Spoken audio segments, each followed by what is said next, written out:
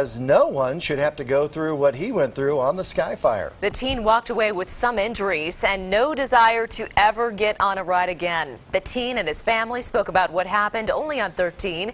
KRDO News Channel 13's Dana Molina is live in our Newsplex with their ordeal. Heather James, Matt Landon, and Tony Martinez say getting on rides was what they did together, but not after this. Oh! What the just broke? Oh my God! Dude, get the camera! First thought that ran through my head is, I'm gonna die.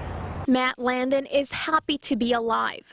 The 15-year-old and his sister, Tony Martinez, went through some terrifying moments at the State Fair Sunday. The ride was only a couple minutes, but it felt like an eternity. The siblings were on the Skyfire and decided to record their ride. It was just kind of like a, hey, you know, let's videotape us on a ride and, you know, having fun, you know, because people do that all the time. But what happened next doesn't happen all the time. As soon as we went upside down the first time, the harness snapped up.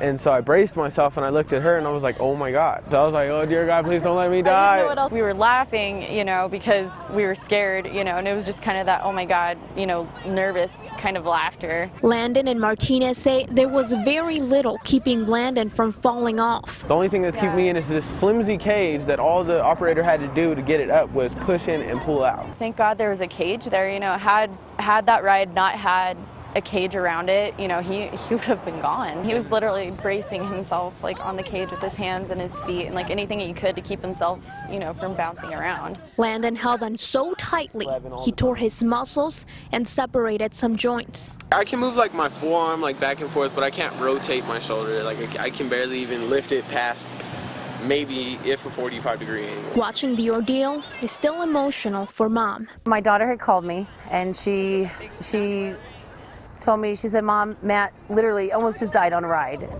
I cried, you know, I didn't know what else to do. I was like, okay, he's all the way in Pueblo. I can't grab him up and say, oh my God, thank God you're okay.